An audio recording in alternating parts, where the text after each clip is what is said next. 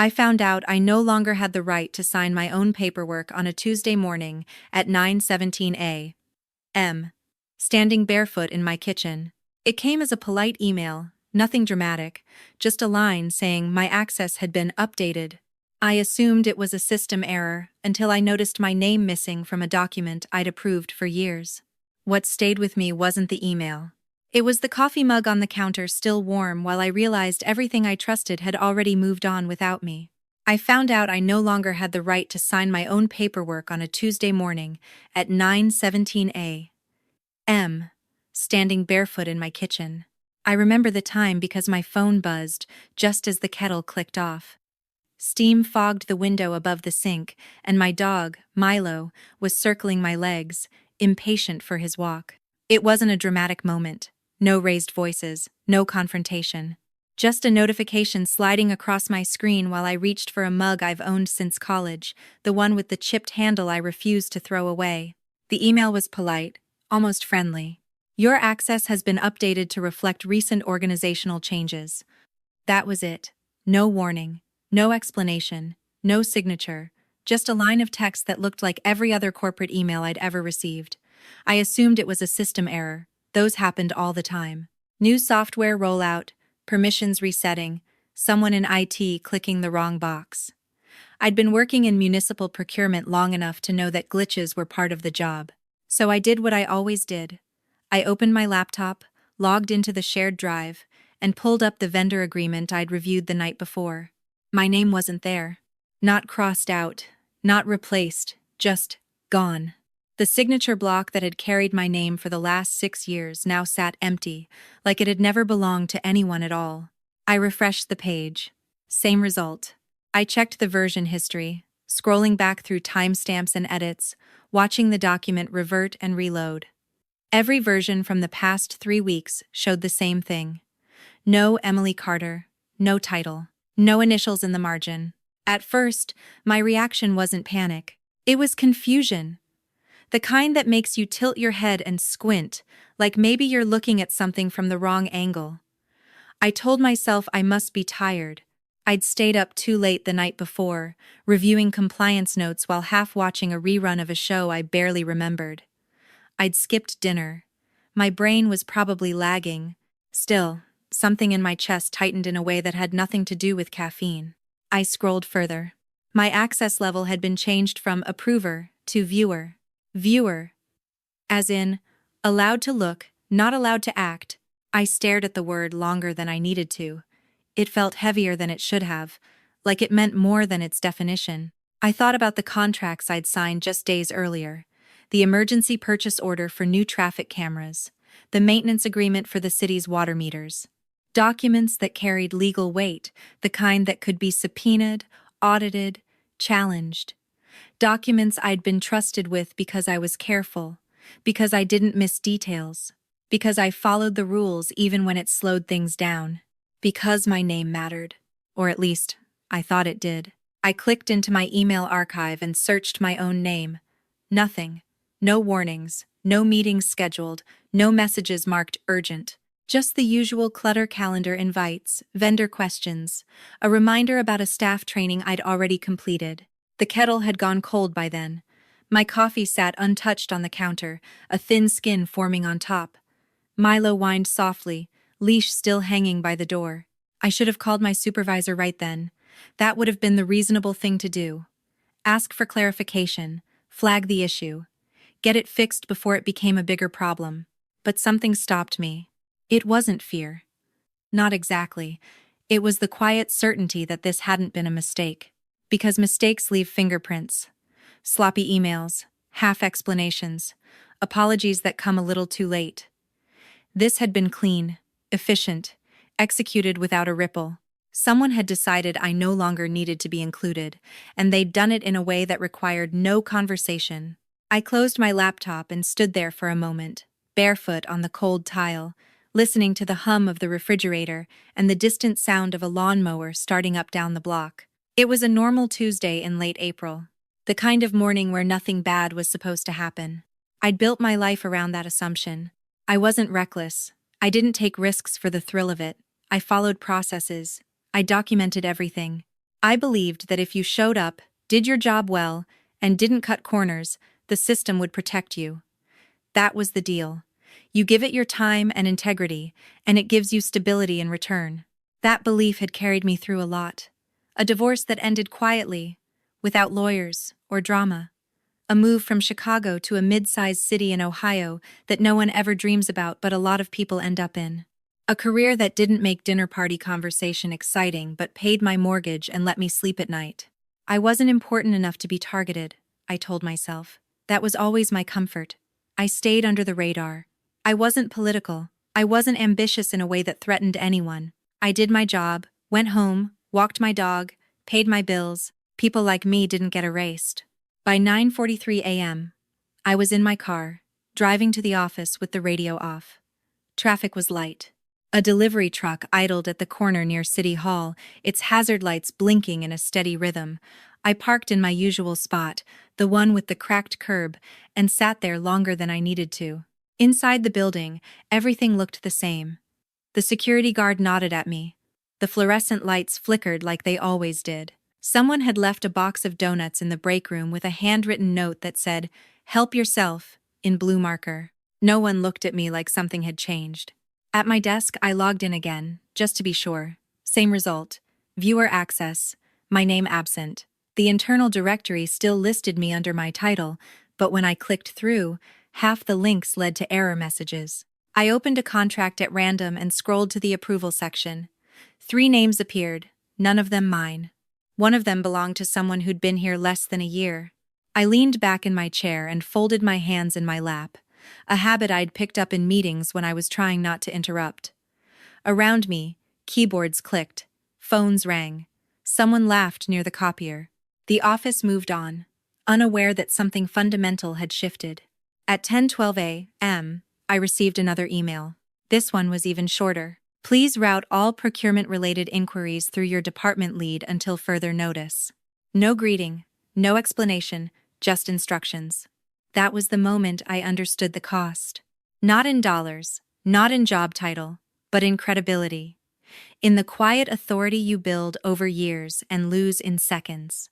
In the way people stop coming to you with questions, stop copying you on emails, stop assuming you have a say. I forwarded the message to myself and archived it without responding.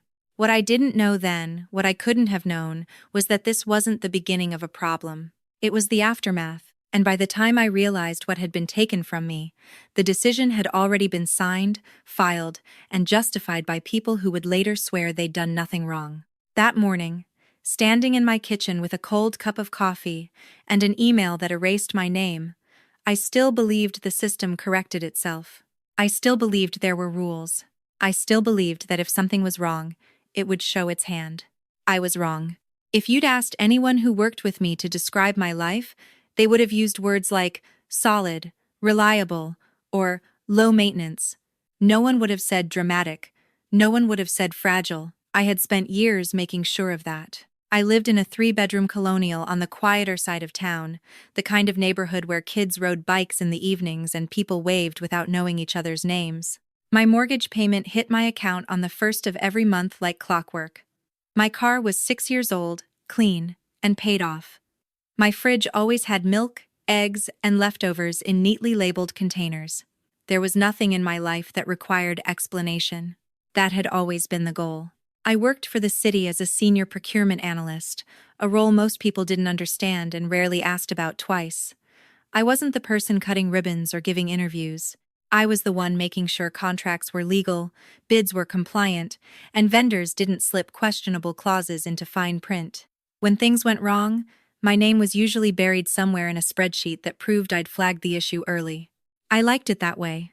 After my divorce, I learned quickly that stability wasn't something you waited for. It was something you constructed, piece by piece, until it held your weight. My marriage hadn't ended in flames or betrayal. It had ended the way some things do quietly, with a shared acknowledgement that neither of us was becoming better inside it. We split the furniture, signed the papers, and stopped pretending. I moved back closer to my parents for a while, then farther away once I realized proximity didn't equal comfort. When the city in Ohio posted the procurement opening, I applied without romanticizing it. It wasn't Chicago. It wasn't exciting, but it offered a salary that made sense and a department that valued process over personality. I became good at my job in the way that doesn't show up on LinkedIn. I remembered which vendors always missed deadlines. I noticed patterns in bid submissions. I kept emails that other people deleted. I followed up when it would have been easier not to. Over time, people stopped double-checking my work. Not because it wasn't important, but because they trusted it. That trust mattered to me more than recognition. I didn't socialize much with coworkers outside office hours. I attended the occasional retirement party or holiday potluck, brought a casserole, stayed long enough to be polite, then went home. My friendships existed mostly outside of work, built around routine rather than intensity. Tuesday, trivia nights. Saturday morning yoga. The dog park at the same time every evening, where Milo had developed a rivalry with a golden retriever named Hank.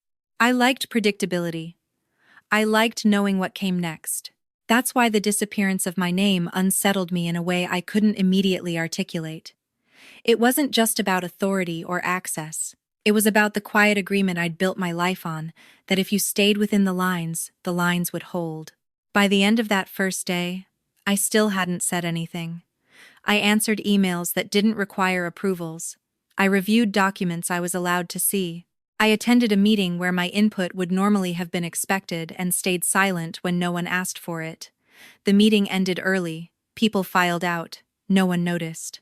That night, I took Milo for a longer walk than usual. The air smelled like freshly cut grass and rain. Porch lights flicked on as the sky darkened. I tried to tell myself I was overreacting, that this was a temporary adjustment, that tomorrow would bring clarity. But clarity didn't come. The next morning, my calendar had been edited. 2 recurring meetings removed. 1 new meeting added. Department sync, scheduled for Friday afternoon. No agenda, no explanation. The organizer wasn't my supervisor, but someone 2 levels above me, a man I'd exchanged exactly 3 emails with in 6 years. I searched my inbox for his name. The emails were all brief, all neutral, all procedural. Nothing that suggested conflict. I thought about calling my supervisor again. She was out of the office that week, a detail I hadn't noticed until it mattered. Her auto-reply said she'd have limited access to email. I drafted a message anyway, read it twice, then saved it as a draft. There was a difference between being patient and being invisible. I just wasn't sure yet which one I was. At lunch, I ate at my desk like I usually did, scrolling through a local news site I followed out of habit more than interest. A headline caught my eye, something about a city audit, budget overruns, an upcoming council review. I skimmed it without connecting the dots. Procurement always showed up in audits. It was part of the ecosystem.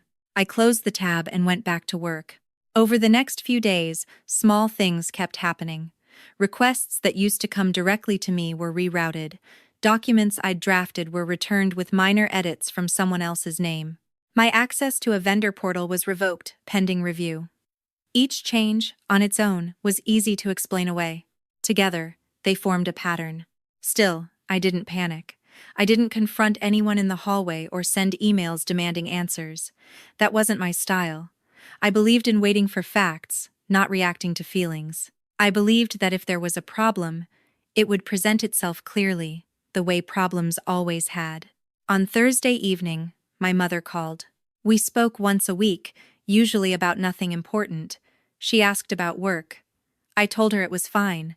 I didn't mention the access changes or the missing meetings. I wasn't ready to turn uncertainty into something real by saying it out loud. After we hung up, I sat on the couch with Milo's head in my lap and thought about how carefully I'd arranged my life to avoid being caught off guard. I had savings. I had insurance. I had backups for my backups. I had always assumed that if something went wrong, it would be loud enough to prepare for. This wasn't loud. This was quiet, methodical, and strangely impersonal. Friday arrived faster than I expected. The department sync meeting was scheduled for 3:30 p.m., a time that suggested no one wanted it to run long. I printed my notes anyway, even though I wasn't sure what I was preparing for. Old habits die hard. When I walked into the conference room, I noticed the seating arrangement first. My usual chair was taken. I chose another without comment and placed my notebook on the table. Around me, people chatted about weekend plans. Someone mentioned a kid's soccer game. Someone else complained about traffic on the highway. No one acknowledged that I hadn't been speaking in meetings all week. The man who'd scheduled the meeting cleared his throat and thanked everyone for coming. He talked about alignment and streamlining processes. He used words that sounded intentional without being specific. I listened, pen resting on the page, waiting for my cue. It never came. At the end of the meeting, he handed out a one-page summary. I scanned it quickly. My role wasn't mentioned. Not once. As people stood to leave, he caught my eye for the first time. He smiled politely, the way you smile at someone you don't know well. "We'll follow up if we need anything," he said. I nodded. I didn't ask what "we" meant. That night, driving home with the radio off again, I understood something I'd been avoiding all week. This wasn't about performance. It wasn't about mistakes. It wasn't even personal in the way I'd been taught to recognize. This was structural. Something had shifted above me, around me, without my participation. Decisions had been made in rooms I wasn't invited into, based on assumptions I hadn't been asked to address. My life, the one I'd built to be unremarkable and safe, hadn't protected me. It had made me easy to move. At home, I fed Milo, poured myself a glass of water, and opened my laptop one more time. I didn't check my email. Instead, I opened a folder I hadn't touched in years, the one where I kept old contracts, archived memos, and drafts I'd never sent. I wasn't looking for proof yet. I was just trying to understand the shape of the silence. Because whatever was happening, it wasn't temporary. And the life I thought I'd built on predictability was about to test whether it could survive being quietly rewritten. There was one person I trusted enough not to worry about any of this. His name was Mark Reynolds, and for most of my time at the city, he'd been the constant. Not my supervisor in the strict sense, but close enough that the distinction rarely mattered. He'd been there when I was hired, there when the department reorganized, there when procurement got folded under finance, and everyone panicked about reporting lines. Mark was the one who explained things without making you feel small, the one who knew how City Hall actually worked instead of how it pretended to. He was also the reason I'd stayed. Mark had been my reference when I applied. He'd called me after the interview, his voice calm and familiar, and said, "They'd be lucky to have you. You'll do well here." I believed him because he didn't flatter. He was in his early 50s then, divorced, 2 kids in college, the kind of man who wore the same navy blazer to every meeting and never forgot anyone's name. When people asked me who I reported to, I usually said, "Mark." Even when the org chart said something more complicated, it was easier, more accurate too. That's why, as the week unfolded and my access quietly vanished, I kept telling myself that Mark would know, that if something had changed, he'd explain it, that there was context I was missing, a reason that would make sense once someone took the time to lay it out. Mark wasn't someone who blindsided people. He believed in process, in communication, in doing things the right way, even when it was inconvenient. Or at least, that's what I thought. I hadn't spoken to him since the Monday before everything started shifting. He'd been out of town for a regional conference, something about intermunicipal purchasing standards. We'd exchanged a brief email, him asking me to keep an eye on a vendor escalation, me confirming I would, nothing unusual. On Thursday afternoon, I finally walked down the hall to his office. The door was open, as it almost always was. Mark sat at his desk, glasses low on his nose, scrolling through something on his monitor. He looked up when he saw me and smiled. That same easy expression I'd seen 100 times. "Hey, Emily," he said. "What's up?" For a split second, I considered pretending everything was fine, asking about the conference, making small talk, leaving with nothing resolved and telling myself I'd tried. Instead, I stepped inside and closed the door halfway. "I wanted to ask you something," I said. "Have there been any changes to procurement approvals this week?" He didn't answer right away. That pause was small, barely a second, but it landed heavy. Mark leaned back in his chair, folding his hands over his stomach, a gesture I recognized from budget meetings when things were about to get complicated. "There's been some restructuring," he said carefully. "Nothing to be concerned about." I waited. "In what sense?" I asked. He cleared his throat. We're streamlining, reducing redundancies, making sure oversight is consistent across departments. That language again? Vague, polished, designed to sound reassuring without committing to anything. My access was downgraded, I said, and my name was removed from active approvals. Mark nodded, as if this were something he'd expected me to say. Yes, he said. I was aware that might happen. Might happen. As if it were weather. When? I asked. He glanced at his screen, then back at me. Earlier this month. There were discussions. Discussions I hadn't been part of. And no one thought to tell me? I said, keeping my voice steady. Mark sighed. Emily, this isn't a reflection of your performance. You've done excellent work. You know that. That's not what I asked. He leaned forward now, resting his elbows on the desk. These decisions are made at a higher level. Sometimes communication lags. Sometimes. I thought of the emails, the clean execution, the absence of fingerprints. Who made the call? I asked. Mark hesitated again. There's an interim review underway, he said. It's not personal. That was when something inside me shifted. Not anger. Not yet. Just a recalibration. A recognition that the person I'd trusted to translate the system for me was now speaking on its behalf. Am I part of this review? I asked. He smiled, a tight expression that didn't reach his eyes. You're adjacent to it. Adjacent. Like a bystander. So I lose authority without input, I said. Without notice. And I'm expected to just... Wait. For now, Mark said. Yes. I nodded, the way I always did when I was processing information. And the Friday meeting? Department sync, he said. Routine. My role wasn't mentioned. He shrugged lightly. Roles evolve. I stood there for a moment, absorbing the distance that had opened between us.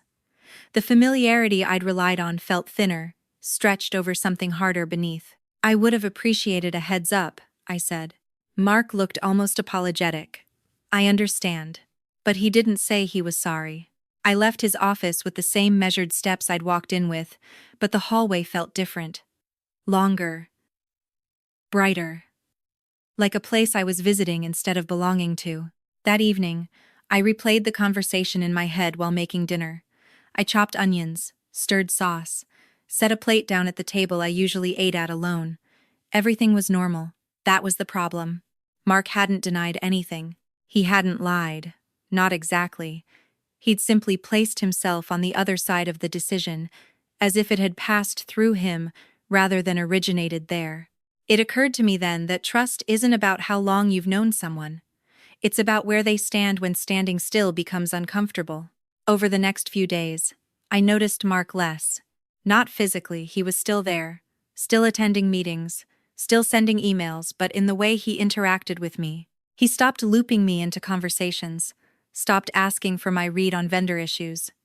When I spoke in meetings, he nodded but didn't engage. It was subtle, professional, easy to miss if you weren't looking for it. I started looking. I paid attention to who spoke when I didn't, who answered questions that used to come my way, who forwarded emails that bypassed me entirely. Patterns emerged, the way they always do if you're patient enough. Mark was still involved. Deeply. He just wasn't involving me. One afternoon, as I walked past his office again, I saw him laughing with someone from finance, heads close together, voices low. On his desk sat a folder I recognized, one I'd created months earlier, labeled with a vendor name I'd spent weeks vetting. He noticed me in the doorway and straightened, the laughter disappearing. Hey, he said. Everything good? Fine, I said. And that was the truth, in the narrowest sense. Nothing was on fire. No one was shouting. My paycheck still cleared. My title still existed, at least on paper. But the relationship I'd built my sense of safety around had quietly changed shape. That night, I pulled out my old notebooks, the ones I'd kept from my first years at the city. Meeting notes, drafts, marginal comments. Not because I planned to use them, but because they reminded me of who I'd been when I started, careful, yes, but not naive. I realized then that my mistake hadn't been trusting Mark. It had been assuming that trust was permanent. Whatever was happening now involved him, directly or indirectly, and if I wanted to understand it, I would have to stop expecting him to explain it for me. For the first time since my name disappeared, I felt something solid take hold beneath the confusion. Not fear, awareness. And once you see the relationship clearly the way it actually operates, not the way you remember it, you can't unsee it. That was when I stopped waiting for permission to understand what was being done to me, and started paying attention to how. Once I started paying attention, it wasn't hard to see the cracks. They'd been there all along. I just hadn't known where to look. The first thing I noticed was how often my name came up without being attached to anything. In meetings, someone would reference that issue Emily flagged last year, or the concern procurement raised back in Q2. But no one would look at me when they said it. The credit floated in the room, detached, like a memory everyone agreed existed but didn't belong to a person anymore. At first, I told myself it was coincidence. People are careless with language. They generalize. They forget. But it kept happening, in rooms where I was sitting right there, taking notes like I always had. Then there were the emails. I'd get forwarded messages halfway down a chain, stripped of context. Decisions already made. Vendors already contacted. I was included just enough to stay informed, not enough to influence anything. When I replied with clarifying questions, the answers came back vague or delayed, as if my input were an inconvenience rather than a safeguard. Once, I caught a mistake before it went out, a compliance issue buried in a rushed amendment. I flagged it immediately, attaching the relevant policy language, offering a clean fix. The response I got back was a single sentence. Noted. The amendment went out unchanged. 2 days later, Finance sent a correction notice. The mistake had cost the city a small penalty. Not enough to make headlines, but enough to leave a mark. In the follow-up meeting, someone said, "We'll tighten review going forward." No one mentioned that the issue had been identified in advance. I started keeping track. Not formally, not yet.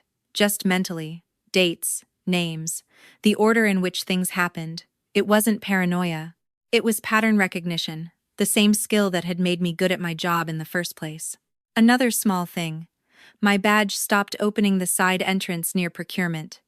I had to walk around the building to get in, passing through the main lobby where visitors checked in. When I asked facilities about it, they said access points were being standardized. Standardized for whom? They didn't say. I shrugged it off, adjusted my routine. But the adjustment itself stayed with me. The way you remember an object that's been moved just slightly from where it's always been. The strangest moment came the following Wednesday. I was reviewing a bid submission when a junior analyst stopped by my desk. She looked nervous, twisting the strap of her tote bag in her hands. "Hey, she said, lowering her voice. I was told to route questions through Tom now.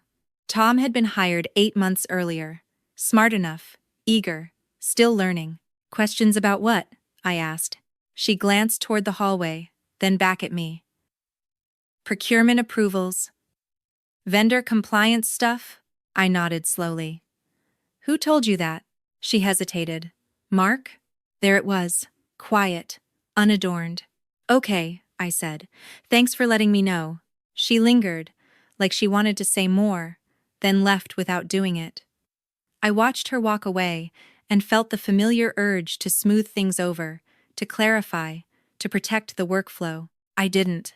Instead, I closed the document I'd been reviewing and stared at my desktop background, a photo of Lake Michigan from a trip years ago, gray water under a low sky. I'd kept it as a reminder that calm didn't always mean shallow. By the end of that week, I was tired in a way sleep didn't fix. Not physically, cognitively. Every interaction required recalibration. Every email needed rereading. I had to decide, over and over, whether to speak or stay quiet, whether to assert or observe. On Friday, I received a calendar invite for a meeting I'd never been part of before. Compliance review, closed session. I opened it out of reflex, then paused. My name wasn't on the attendee list. I hovered over the forward button, considering whether to ask why I'd been sent the invite at all. Then I noticed something else. The invite had been forwarded to me by Mark. No note, no explanation, just forwarded. I declined without responding. That night, at home, I sat at my kitchen table with my laptop open but untouched. Milo slept at my feet, twitching in his dreams. Outside, a neighbor's porch light flicked on, illuminating the edge of my window. I thought about all the times I'd stepped in quietly to protect people who hadn't known they needed it. The contracts I'd slowed down to make sure they were airtight. The vendors I'd pushed back on when shortcuts looked tempting. The meetings I'd stayed late for so other departments could leave early. None of that had been loud. None of it had been strategic. I'd done it because it was right. I'd assumed that mattered. The next Monday brought a new development. An internal memo circulated announcing a temporary reallocation of responsibilities, pending audit findings. Procurement authority would be consolidated to ensure clarity. My role was listed under support functions. Support. I read the memo twice, then a third time, tracing the language like a map. It was carefully written, neutral, defensible. If anyone asked, it would be easy to point to process, to oversight, to good governance. What it didn't say was who had raised concerns, or what those concerns were, or why the reallocation hadn't involved the person whose authority was being removed. I printed the memo and folded it into my bag. That afternoon, I overheard two colleagues talking near the break room. "They're just being cautious," one said. "After everything." "Yeah," the other replied. "Better safe than sorry." I didn't ask what everything meant. I was beginning to understand that whatever narrative was forming, it didn't include me as a participant. It cast me as a variable to be managed, not a voice to be heard. And yet, no one had accused me of anything. No one had documented a failure. No one had pointed to a mistake with my name attached. That was the unsettling part. In my experience, accusations had shape. They came with emails, meetings, performance plans. They were uncomfortable but tangible. You could respond to them. This was different. This was subtraction without explanation. That evening, I took Milo to the dog park later than usual. The lights cast long shadows across the grass. Hank, the golden retriever, wasn't there. A few unfamiliar dogs ran in loose circles while their owners chatted near the fence. I sat on a bench and watched Milo sniff the ground, moving farther away than he usually did. He stopped, looked back at me, then continued on. I realized then how much I'd relied on familiarity to orient myself, how easy it was to mistake routine for safety. The small things I'd dismissed: emails, access points, seating arrangements, weren't random. They were instructions. Signals that told others where I stood, even if no one bothered to tell me directly. By the time Milo trotted back, tail wagging, I'd made a quiet decision. I wasn't going to confront anyone yet. Not Mark, not finance, not the nameless, higher level everyone kept referencing. I needed to see the full picture. And that meant letting the small things continue, long enough to understand what they were building toward. Because whatever was happening wasn't impulsive. It was careful. And care, I was learning, could be used for more than protection. For a while, I thought what they were taking from me was authority. That was the easiest explanation, the cleanest. Authority is measurable.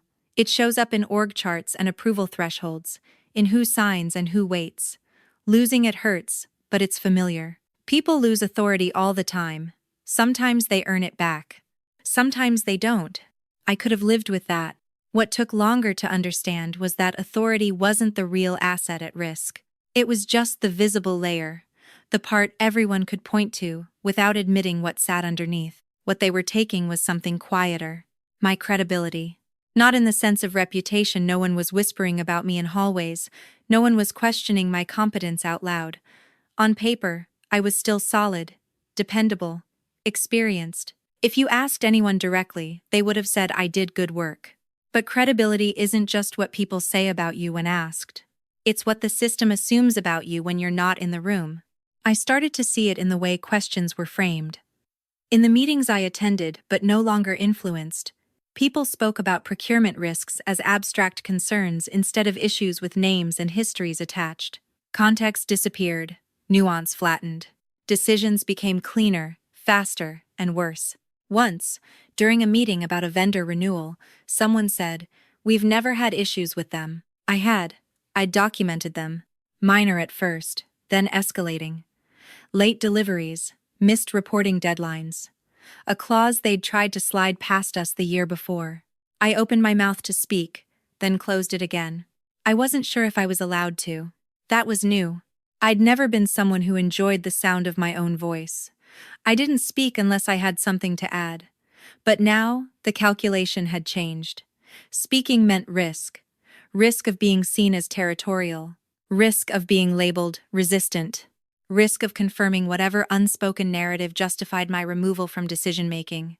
So I stayed quiet and watched the contract move forward. 2 weeks later, the vendor missed another deadline. This time, it wasn't logged as a compliance issue.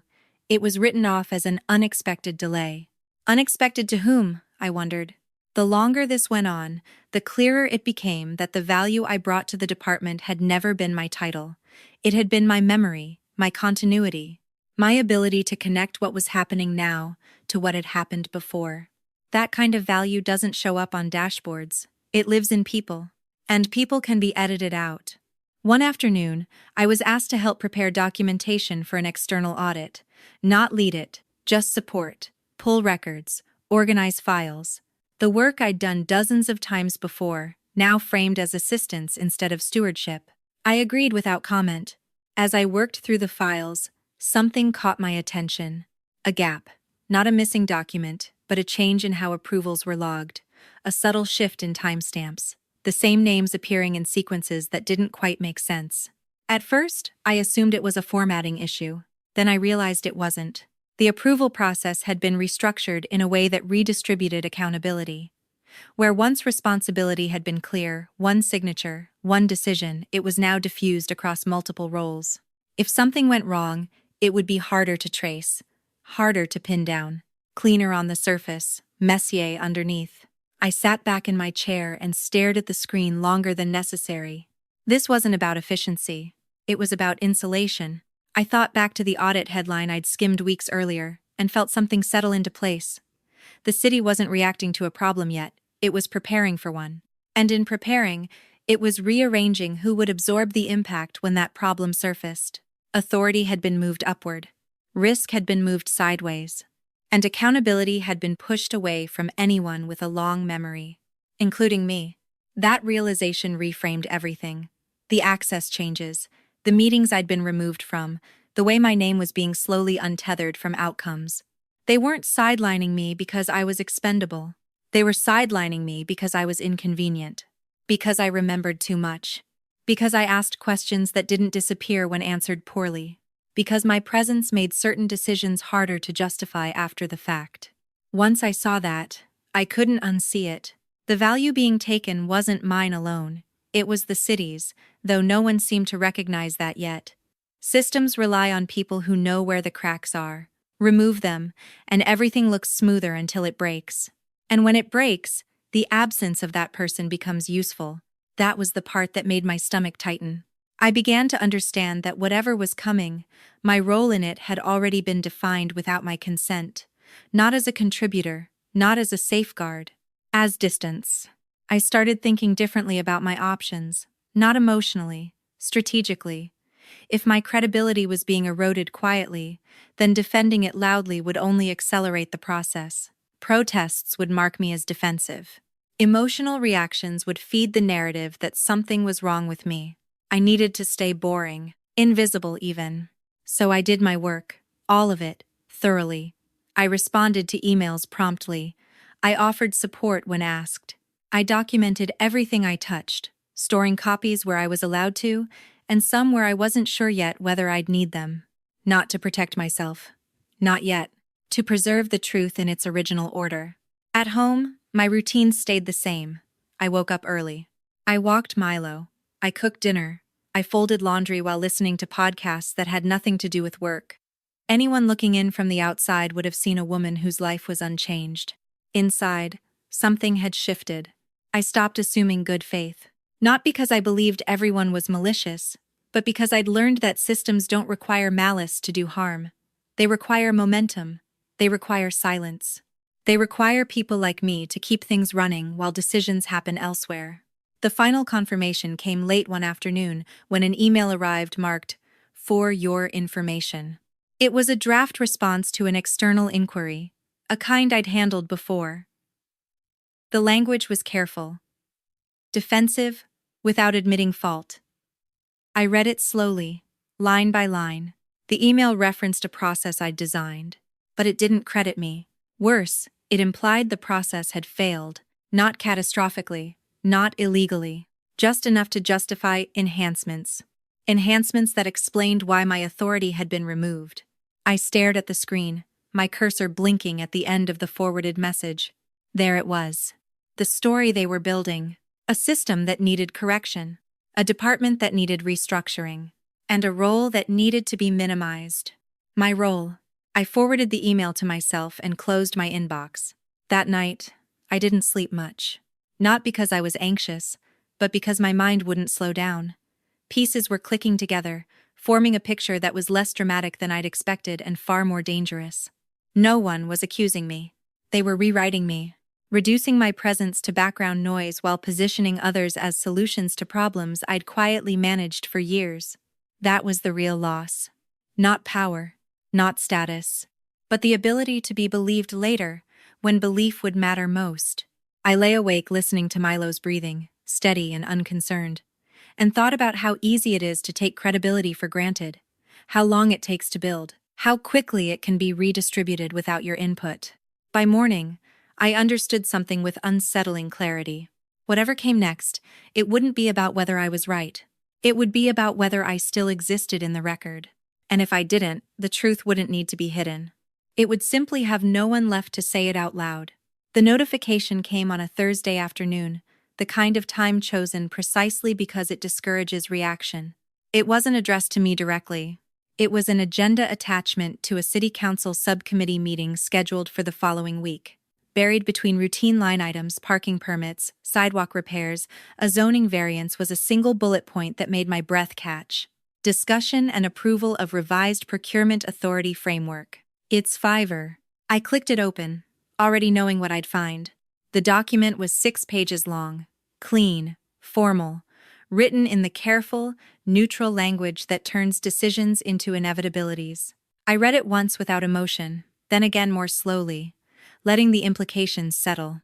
The revised framework consolidated final approval authority under a newly created role: Interim Director of Contract Oversight.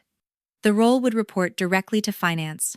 Procurement analysts would support review functions but would no longer serve as primary approvers. My name appeared exactly once, under a section titled Current Staffing Considerations.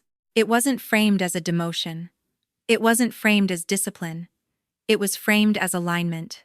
Emily Carter has provided consistent operational support and will continue to contribute subject matter expertise as needed. As needed. I sat back in my chair and stared at the ceiling tiles, counting the faint water stains I'd never noticed before. The office hummed around me. Someone was microwaving popcorn. A printer whirred to life down the hall. No one came to tell me. No one needed to. The framework wasn't a proposal. It was written in the past tense, describing changes that had already been implemented on an interim basis. The meeting wasn't about whether this would happen. It was about ratifying the narrative. I scrolled down to the list of contributors. Mark's name was there. So was the man from finance. So were 2 names I recognized from legal.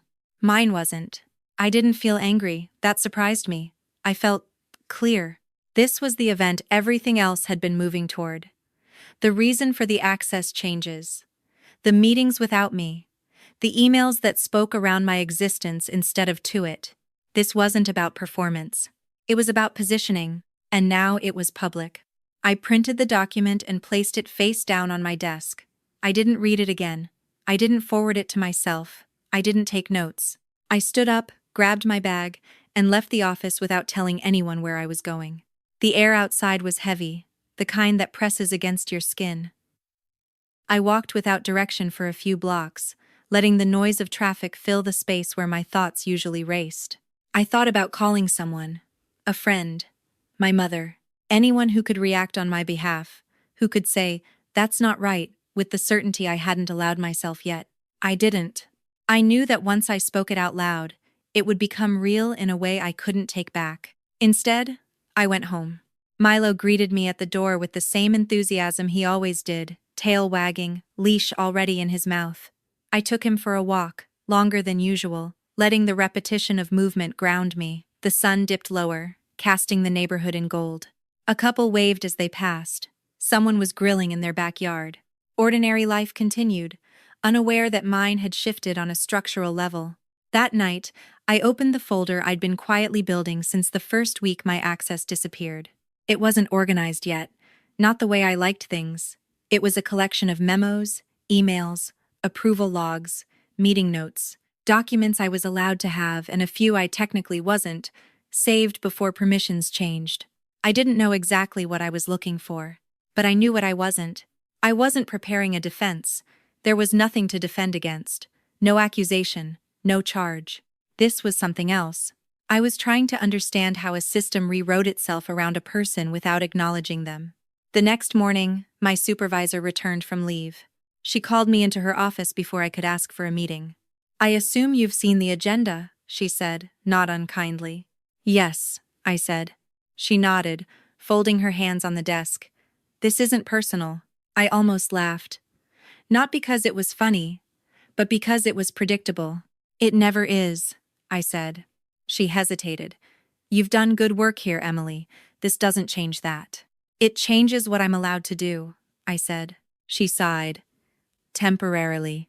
I looked at her, really looked at her, and realized she believed that, or needed to. "When was the decision made?" I asked.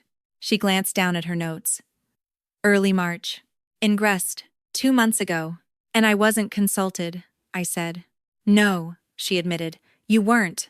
I nodded slowly. "Thank you for being honest." She looked relieved, as if honesty were a favor she'd been holding on to. After I left her office, I didn't return to my desk right away.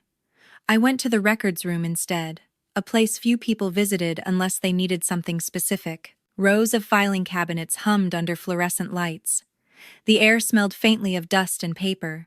I pulled older procurement reports, the ones from before the restructuring. I compared them to the newer versions. The differences were subtle but consistent. Language softened, accountability diffused, references to individual approvals replaced with collective phrasing. It was all there. Not proof of wrongdoing, proof of intent.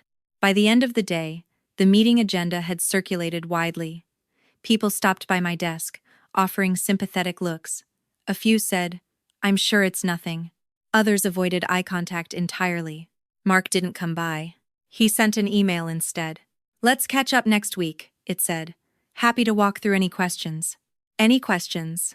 I didn't respond. The council meeting was held the following Tuesday, streamed online like all the others.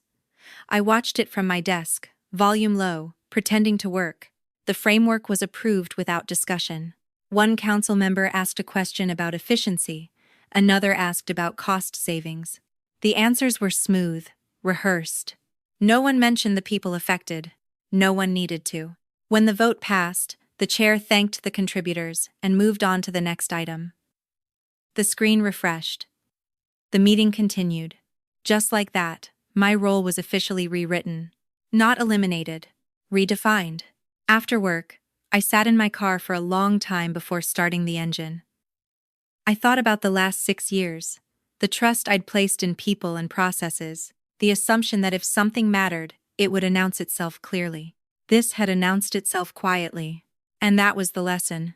Systems don't collapse with noise.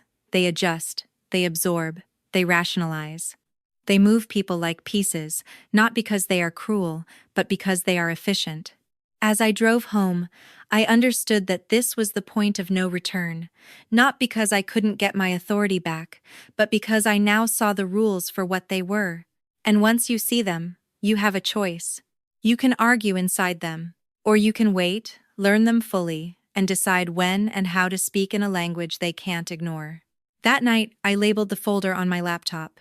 Not defense. Not evidence. Just a date. The day my role became official without me.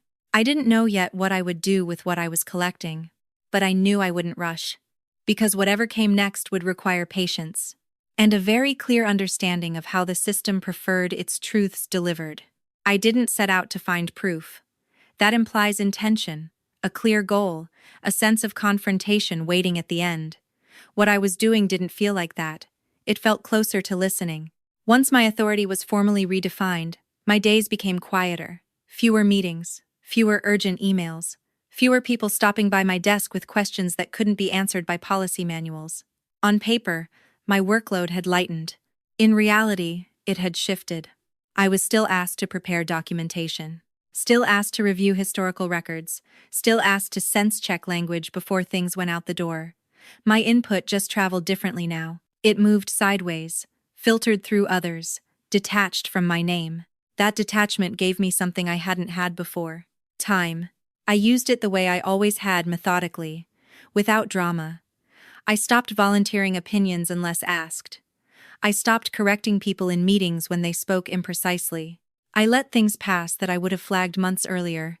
Instead, I watched. I watched how documents changed as they moved through hands that weren't used to carrying them. I watched how questions were framed to invite certain answers and discourage others. I watched how responsibility shifted not by declaration, but by omission. The first concrete pattern emerged in the audit logs. Most people never look at audit trails unless they're required to. They're boring, dense. Rows of timestamps and user IDs that blur together after a while. But I'd always liked them. They tell a story if you're patient enough to read it. I pulled logs from before and after the restructuring and laid them side by side. Nothing dramatic jumped out at first. Approvals were still happening. Deadlines were still being met. On the surface, the process looked intact. But the sequence had changed. Approvals that used to move linearly now looped. Documents bounced between roles with overlapping authority, sometimes returning to the same person under a different title. In a few cases, final approval was logged within minutes of initial review, skipping the informal back and forth that usually caught errors. Efficiency, someone might call it. I called it compression. Compression hides things. It removes space where questions form. I flagged nothing. I saved everything. Then there were the emails. Not the ones sent to me, but the ones I was copied on late, or not at all. When I compared threads, I noticed how language softened as it moved up the chain. Concerns became considerations. Risks became variables.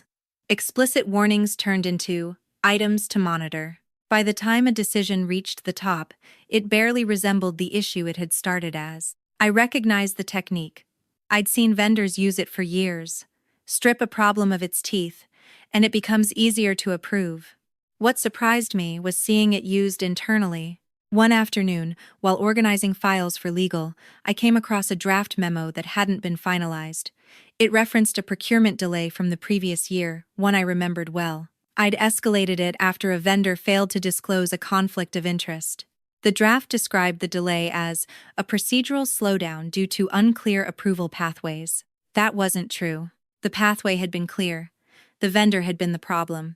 I checked the final version of the memo. The reference to vendor misconduct was gone. So was my name. I felt something then, not anger, not fear, but recognition. The same feeling you get when you finally identify a noise that's been bothering you for weeks. A low hum you hadn't consciously noticed until it stopped. This was how it worked. They weren't hiding mistakes. They were relocating them, moving them away from people and into process, turning human judgment into structural ambiguity. When something went wrong, it wouldn't be anyone's fault. It would be the system's, and systems don't testify. The more I looked, the more consistent the pattern became. In nearly every case where a past issue might raise questions about current decisions, the record had been gently edited, not falsified, not deleted, reframed. It was subtle enough to survive scrutiny. Anyone skimming would see responsible governance. Anyone digging would need context to understand what was missing. Context I had. I started creating a timeline, not a narrative, just a sequence. Dates, decisions, language changes, who touched what, and when. I didn't annotate it with opinions. I didn't draw conclusions. I let the record speak in its own voice. One evening, long after most of the office had emptied, I stayed late to finish a task no one else wanted. As I logged out of one system and into another, a notification popped up, an access reminder. My permissions would expire in 30 days unless renewed by my department lead. I stared at the message longer than necessary. 30 days. I closed it without responding. That deadline clarified things in a way nothing else had. Whatever I was seeing, whatever I was gathering, had an expiration date. Not because someone was chasing me, but because the system was designed to keep moving. And soon, I would be fully outside of it. I took a breath and kept working. The most revealing piece came from an unexpected place. A junior analyst, newer than most, still cautious, asked if I could help her understand an old contract clause. She stood in my doorway, file in hand, looking unsure. "I was told you know this stuff," she said quietly. I gestured for her to come in. As we went through the document, she mentioned offhandedly that she'd been instructed to route all approval questions to finance now, that they'd said procurement missed things before. I asked her who had said that. She named someone I didn't expect. Not Mark. Not finance. Legal. That was new. After she left, I pulled legal's recent communications and compared them to older ones. The shift was there, too. Language that framed procurement as a risk vector instead of a control. References to historical inconsistencies without specifics. It wasn't personal. It was strategic. Procurement had become the story's convenient weak point. And I was procurement. I leaned back in my chair and let that settle. This wasn't about me being sidelined because I knew too much. It was about me being sidelined so what I knew couldn't complicate what came next. The revised framework wasn't the end goal. It was preparation. Preparation for scrutiny. For an audit that would eventually dig deeper than expected. For questions that would require answers no one wanted to give. And when those questions came, the record would already be shaped. My role in that shaping had been quietly removed. That night, I went home and opened my laptop at the kitchen table. Milo curled up nearby, head resting against my foot. I added one more document to my folder. The timeline. Still no commentary. Just facts. I didn't know yet how or when it would matter. I only knew that once the record is set, changing it becomes almost impossible, unless someone remembers how it looked before. As I shut the laptop, I felt a strange calm settle in. Not relief, not resignation, clarity. I wasn't being erased because I was insignificant. I was being erased because significance is inconvenient when accountability is about to surface. And now that I understood that, the waiting no longer felt passive. It felt deliberate. Because the system could only move as fast as it believed the past had already been rewritten, and I was quietly holding the original. There is a moment, when you understand what's happening to you, where instinct tells you to intervene, to send the email, to ask for the meeting, to correct the record before it hardens into fact. I felt that instinct every day. It showed up in my fingers when they hovered over the keyboard, ready to draft something clear and professional and devastatingly reasonable.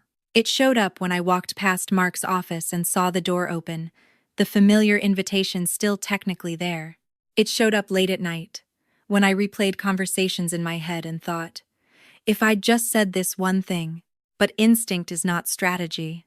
And once I saw the shape of what was being built, I understood that speaking too early wouldn't stop it. It would finish it. The system wasn't fragile. It was defensive. Every change that had been made, every access update, every language shift, every reallocation of authority had been designed to withstand objections. If I raised concerns now, they wouldn't be debated. They'd be categorized. Resistance to change. Difficulty adapting. Emotional response to restructuring. I'd seen it happen to others over the years. People who were right, but early. People whose objections became part of the justification for excluding them further. I wasn't going to give them that. So I made a decision that felt wrong in my body before it felt right in my head. I stopped trying to be seen. I didn't announce my silence. I didn't make a show of stepping back. I simply complied. Fully. Professionally. Quietly. When asked to support, I supported. When copied late, I responded politely. When excluded, I didn't ask why. In meetings, I took notes and spoke only when addressed directly. I asked clarifying questions instead of corrective ones. I framed concerns as hypotheticals, then let them drop. People adjusted quickly. That was the unsettling part. The absence of friction made the new structure feel natural, necessary, even. Without my presence pushing back, without the inconvenient memory of how things had been done before the narrative smoothed itself. Procurement had been streamlined.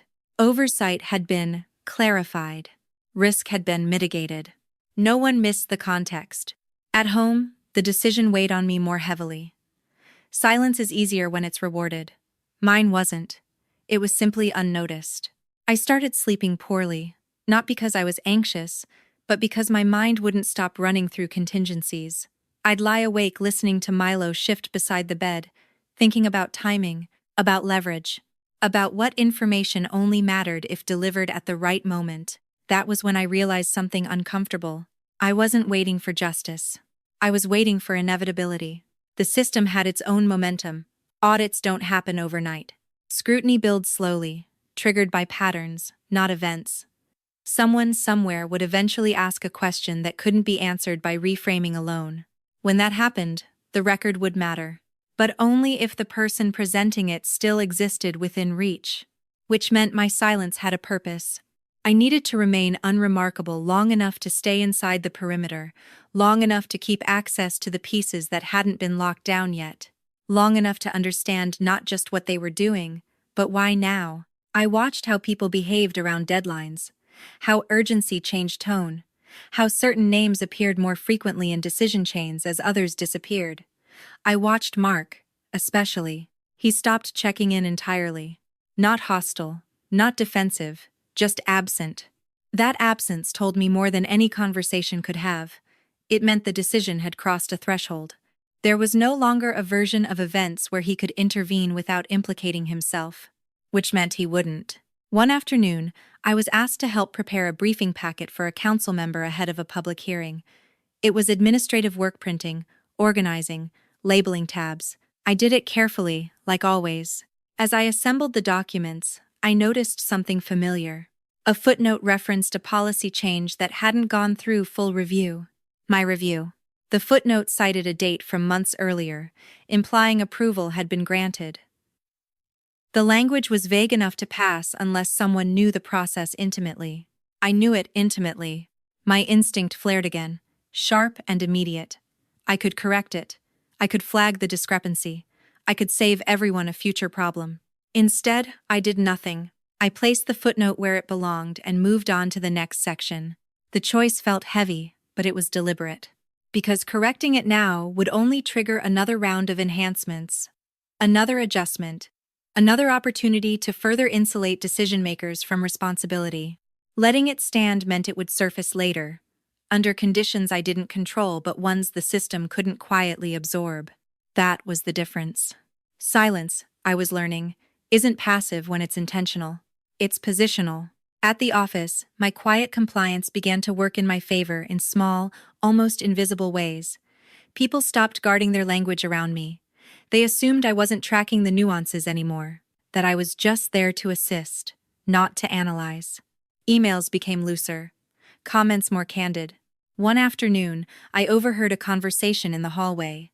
Two people I barely knew, talking openly.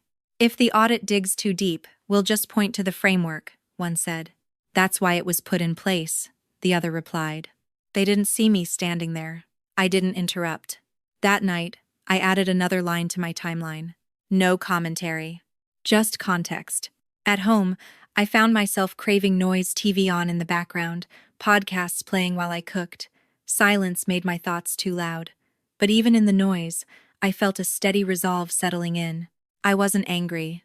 Anger rushes you, makes you visible, makes you predictable. I wasn't afraid either. Fear makes you small, reactive.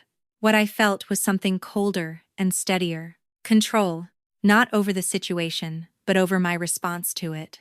I understood now that whatever outcome I wanted wouldn't come from convincing people I was right. The system wasn't built to reward correctness. It rewarded alignment, so I aligned outwardly and withheld inwardly. Weeks passed.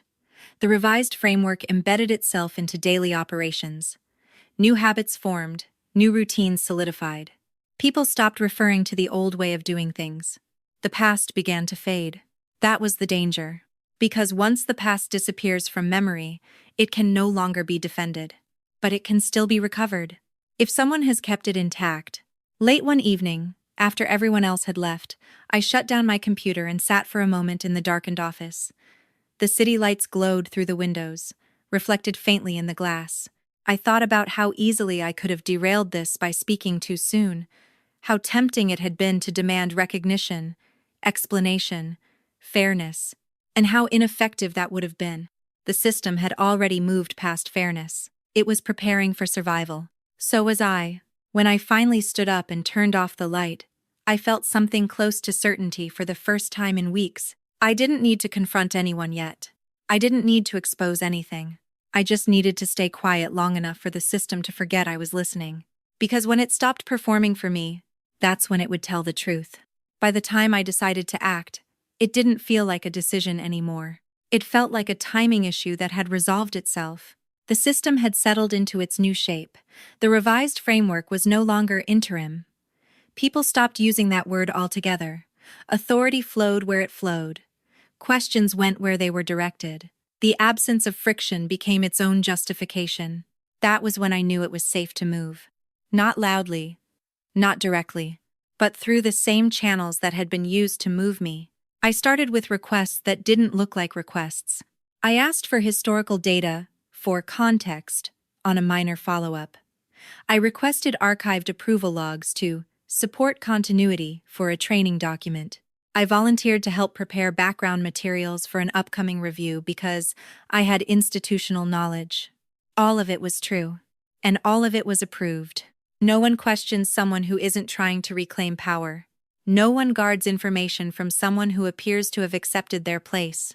What I was gathering wasn't evidence in the cinematic sense. There were no smoking guns, no explosive emails, no single document that could be held up and declared decisive. What I collected was alignment. Records that didn't match narratives. Timelines that revealed intention. Language that shifted responsibility without ever naming it. I didn't annotate. I didn't editorialize. I let the documents sit next to each other and speak. One afternoon, I noticed a discrepancy in how a specific policy revision was being referenced across departments. Finance cited it as a proactive correction. Legal referenced it as a clarification following concerns. Procurement, what remained of it, treated it as a neutral update. 3 versions of the same change. Only one could be true. I traced the origin back to a meeting I hadn't been invited to. The meeting notes existed, filed under a generic title. I'd helped format those notes months earlier, back when my access still allowed it. Reading them now, I recognized the moment where language shifted. A single sentence, reworded. Original draft. Concerns raised regarding approval oversight. Final version. Opportunity identified to streamline approval oversight. That wasn't an edit. That was a defense. I added the draft and the final to my folder. Still no commentary. I wasn't building a case. I was building a mirror. The more I worked, the more I understood the elegance of what had been done. No rules had been broken, no policies violated. Everything had been handled appropriately, in accordance with best practices. That's what made it dangerous. Because best practices, when misused, become shields. I wasn't interested in tearing the shield down. I wanted to turn it. The opening came sooner than I expected. An external auditor requested supplemental documentation related to procurement oversight changes. Routine. Low urgency. The kind of request that usually gets delegated down and answered with pre-approved language. This one landed in my inbox. Not because anyone wanted my opinion, because I was efficient. I responded within the hour, attaching the requested documents. Only the requested documents. Nothing extra, nothing suggestive. What I did differently was include original versions where applicable, as permitted under record retention policy. The policy was clear. Historical drafts were part of the official record. No one had bothered to change that. 2 days later, I received a follow-up. Can you clarify the rationale behind the shift described in Section 3? It was a neutral question. I answered it neutrally. I referenced meeting notes, policy language, timeline markers. I did not interpret. I did not speculate. I did not accuse. I let the system answer for itself. The response was acknowledged. No immediate reaction followed. That was expected. Audits don't explode, they ripple. Over the next week, I noticed small changes. People asked more questions in meetings. Finance began looping legal earlier. Legal asked for more documentation than usual. The tone shifted from confident to cautious. Mark stopped sending emails altogether. I didn't reach out. I didn't need to. I was careful not to overstep. Every action I took could be justified by my current role. Support, documentation, continuity. No one could point to a single thing I'd done and say it was inappropriate. That was the point. The system respects process, so I used it. One evening, while reviewing a batch of archived correspondence, I realized something I hadn't seen before. The revised framework had been introduced shortly after a specific inquiry from the State Oversight Office, an inquiry that had never been answered directly. The timing wasn't coincidental. The framework wasn't proactive. It was anticipatory. That insight changed how I framed everything going forward. I didn't treat the restructuring as a management decision anymore. I treated it as a response, which meant there was something upstream they were preparing for. I adjusted my focus accordingly. Instead of documenting what had changed, I documented what had prompted the change, what questions had been circulating, what issues had been deferred rather than resolved. That was when the pattern became unmistakable. This wasn't about procurement performance. It was about insulating leadership from a specific line of inquiry. And I was collateral. Once I saw that, my role clarified. I wasn't there to expose wrongdoing.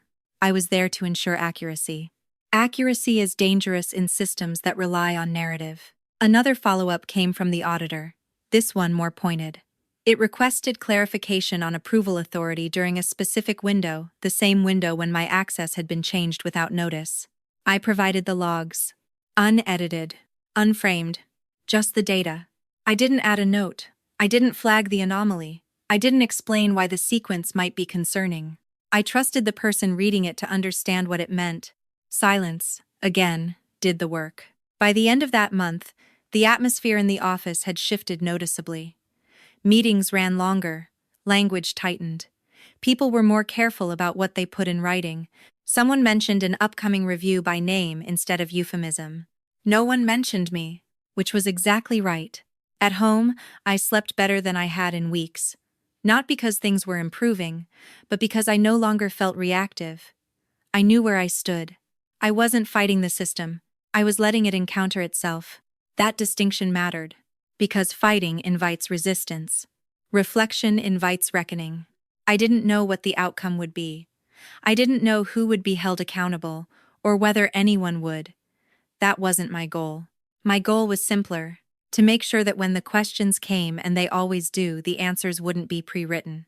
That the past couldn't be erased just because it was inconvenient. And that my absence from authority wouldn't become absence from truth. As I closed my laptop one night, I thought about how differently this could have gone. How easily I could have burned bridges, demanded explanations, forced confrontation. All of that would have been satisfying. None of it would have worked. This was slower, quieter, almost invisible. But it respected the one thing the system couldn't dismiss: its own record. And that record, once read carefully enough, didn't need me to speak. It just needed me to make sure it stayed intact long enough to be seen. The first sign that something had shifted wasn't an email or a meeting notice. It was the way people stopped speaking mid-sentence when I walked into a room. Not dramatically, not obviously, just enough to notice if you were paying attention. Conversations didn't end, they recalibrated. Words softened, names disappeared. People chose different phrasing, like they were suddenly aware that language had weight again. That awareness didn't come from me. It came from somewhere higher up the chain. The external audit, the one no one had wanted to name out loud, was no longer hypothetical. A calendar invite finally went out, preliminary findings review, with a distribution list that stretched far beyond my department. Finance, legal, city manager's office, a council liaison, and me. Still not as a lead. Still not as a decision maker, but included. I accepted the invite without comment and printed the agenda the moment it arrived. It was brief, too brief, 3 sections, no attachments, no conclusions listed. That told me everything. When organizations believe they are in control, they over-explain. They flood the room with charts and context and reassurance. When they're not, they say less. The meeting was scheduled for 8 a.m. on a Monday. Another deliberate choice. Early enough to catch people off guard. early enough to avoid spectators, early enough that reactions would be muted by coffee and fatigue. I arrived 10 minutes early and took a seat near the end of the table. Mark was already there. He didn't look at me. That was new. The auditors joined last, their presence changing the room without effort. They didn't raise their voices. They didn't announce authority. They just took their seats, opened their folders, and let the silence stretch. One of them cleared his throat. "We'll keep this straightforward," he said. "Our role isn't to assign intent. It's to assess alignment between stated process and actual practice." Alignment. I felt the word land. He clicked to the first slide. It showed a timeline. Dates I recognized, policy revisions, authority changes, all laid out cleanly, without commentary. "This is the sequence as documented," he said. "We're going to walk through it and ask clarifying questions." They didn't start with me. They started with finance. Questions about rationale, about timing, about why certain changes had been implemented before review rather than after. The answers were polished, familiar, the same language I'd been hearing for months. Streamlining, efficiency, risk mitigation. The auditors nodded, took notes, moved on. Then legal. Questions about documentation, about consistency, about how historical issues had been characterized in more recent communications. Legal answered carefully, emphasizing interpretation, evolving standards, the need to balance clarity with flexibility. Still calm, still controlled. Then the auditor turned a page. "This brings us to procurement oversight," he said. The room shifted. He didn't look at me yet. He looked at the logs. "We noticed a change in approval pathways beginning in early March," he continued. "Specifically, a compression of review timeframes and a redistribution of final sign-off authority." End quote. He paused. "Can someone explain the operational trigger for that change?" Mark spoke before anyone else could. "There were concerns about bottlenecks," he said. "We identified opportunities to reduce delays." The auditor nodded slowly. "Can you point to the documentation where those concerns were raised?" Mark hesitated. "They were discussed internally," he said. "In leadership meetings." "Were they documented?" the auditor asked. Mark glanced at legal. Legal spoke instead. "There were informal discussions," she said.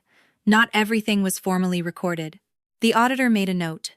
"Understood," he said. "However, our review indicates that the individual most consistently associated with identifying and resolving procurement delays was removed from the approval chain prior to any formal finding of deficiency." He looked up then. "At me." "Miss Carter," he said. "Can you help us understand the approval process as it existed before March?" Every eye in the room turned. This was the moment people imagine when they think of confrontation. The moment where you defend yourself, where you say, "Actually," and list everything you've done.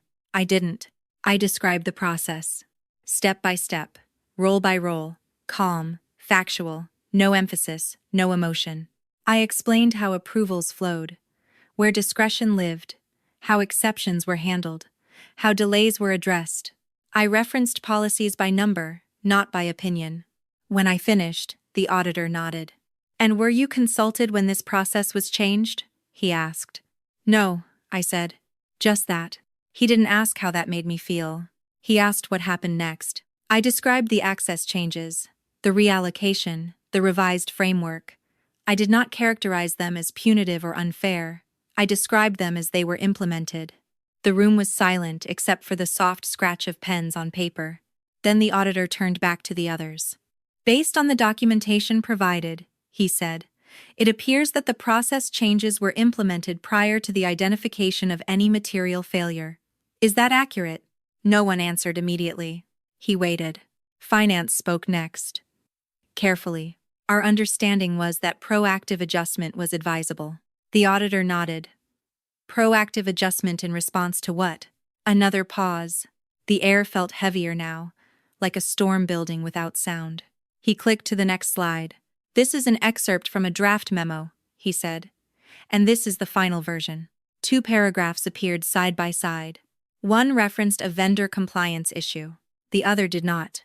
"Can anyone explain why the reference to vendor misconduct was removed?" Legal shifted in her seat. "The final language was deemed more appropriate," she said.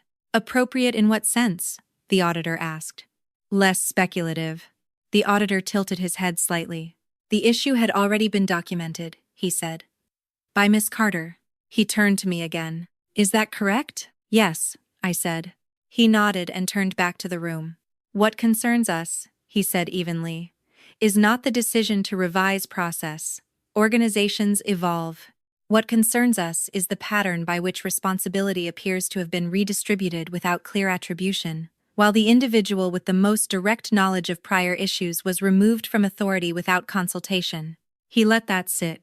We're not making conclusions today, he continued, but we will be recommending a deeper review of governance practices during that period. No one argued. No one could. Because nothing he said accused anyone of misconduct. It accused the system of inconsistency. That was worse. The meeting ended without resolution.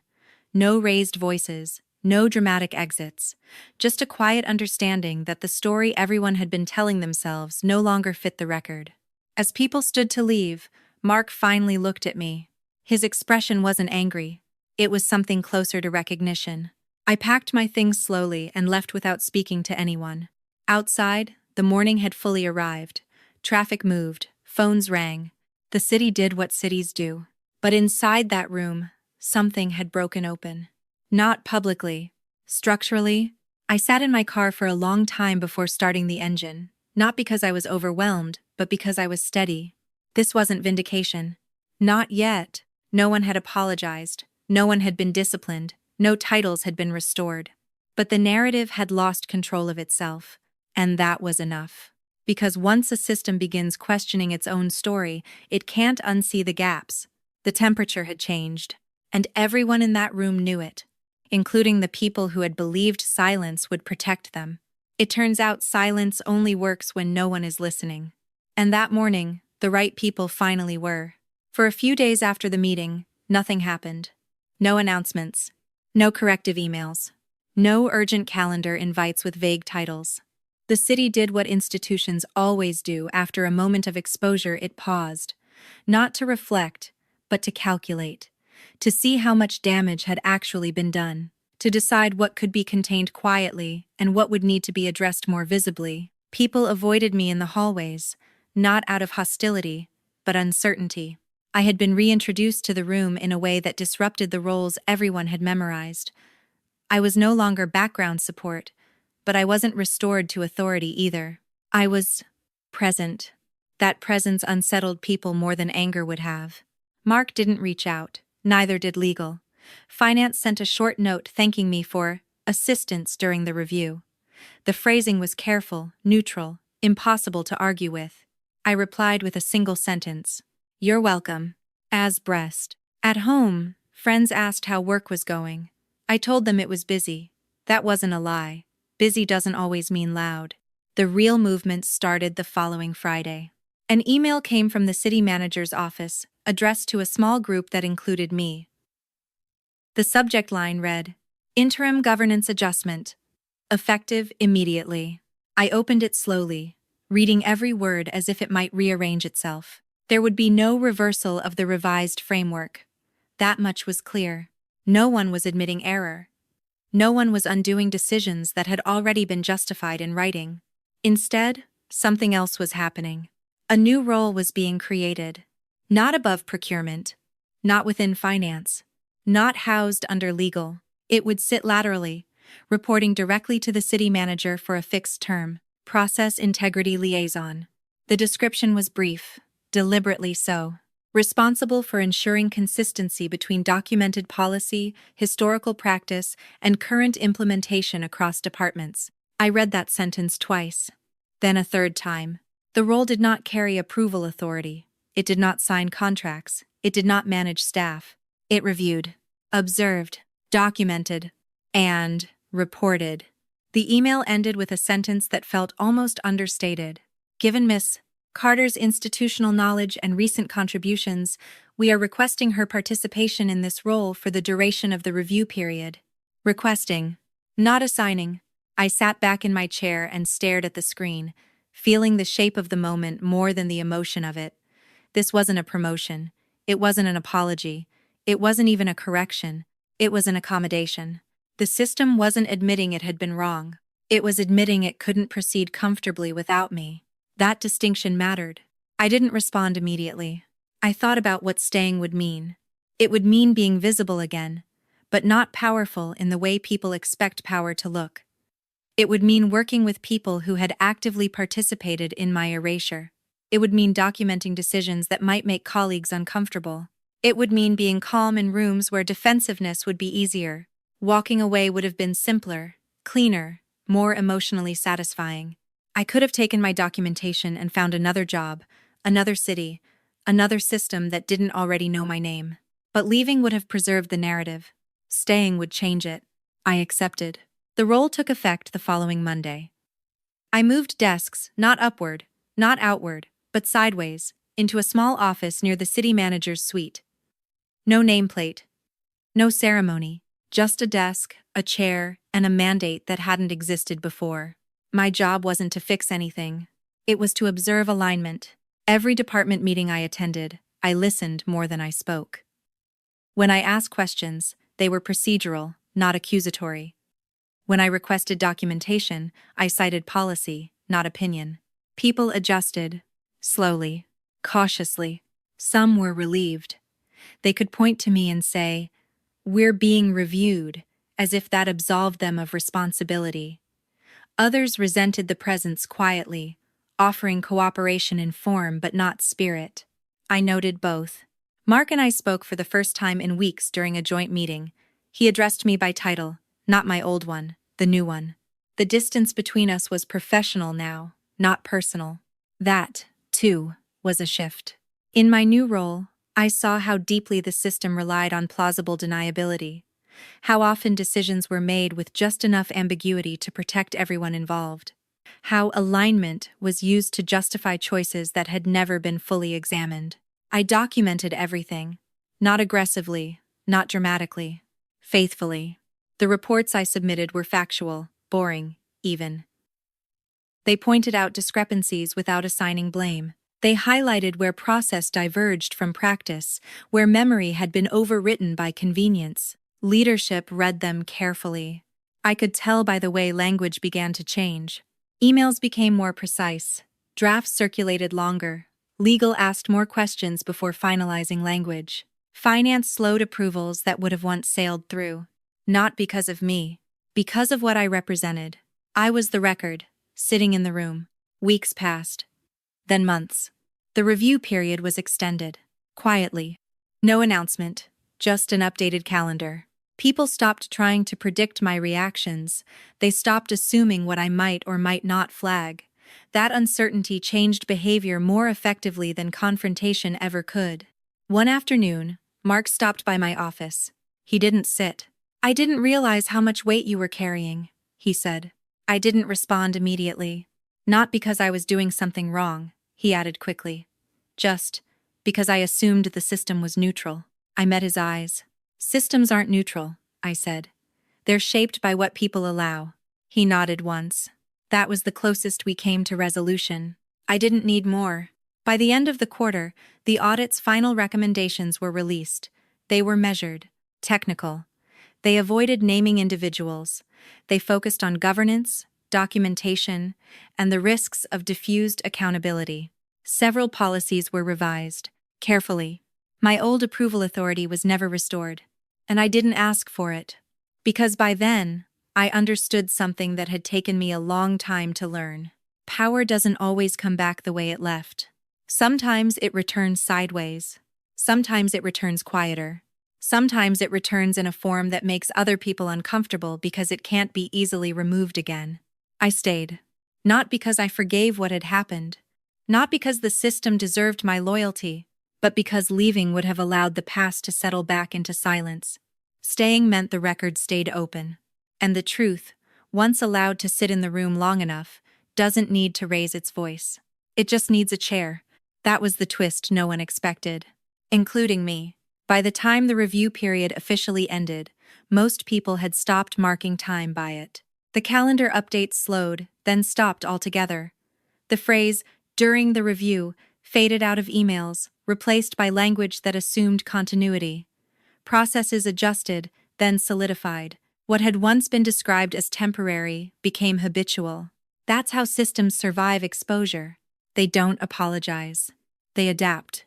My role wasn't formally extended. It wasn't formally concluded either. It simply remained. The reports I produced continued to circulate. The meetings I attended stayed on my calendar. The questions I asked became part of how things were done. No announcement marked the shift. There rarely is one. I moved back to my original desk eventually, though it no longer felt like a return. The office around me had changed in ways that were subtle but unmistakable. Drafts took longer to finalize. Approval chains were more explicit. People asked clarifying questions they'd once skipped.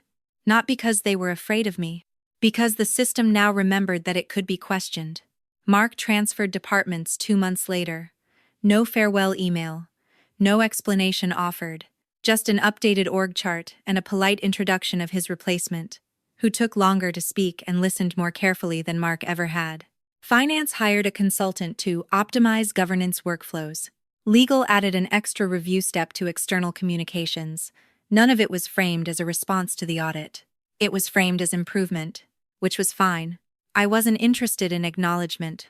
At home, life settled back into something resembling normal. I slept through the night again. Milo's routines stayed predictable. The neighborhood moved through seasons without asking my permission. Friends assumed the worst was over. I let them. What lingered wasn't stress, but clarity. I no longer believed that doing things right guaranteed protection. I also no longer believed that being sidelined meant being powerless. The experience had burned away both illusions, leaving something more useful behind: precision. I became more careful with language, more deliberate with documentation, less generous with assumptions about intent, not cynical, just exact.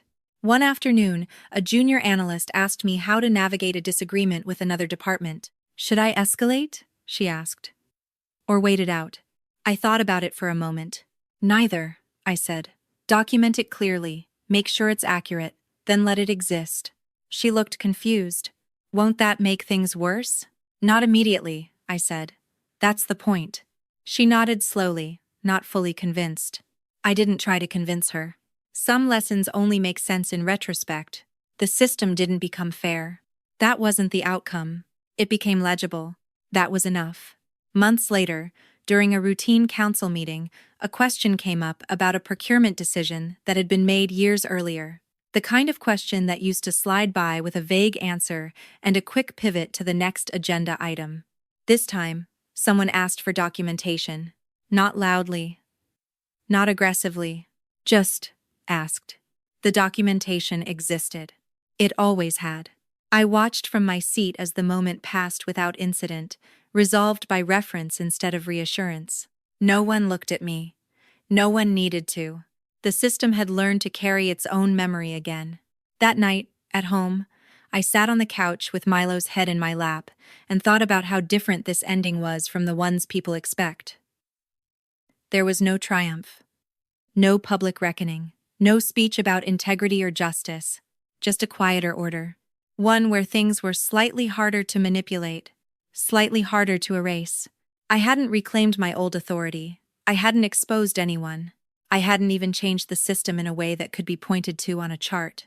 But I had altered how it behaved when no one was watching. And that mattered more than I'd realized at the beginning.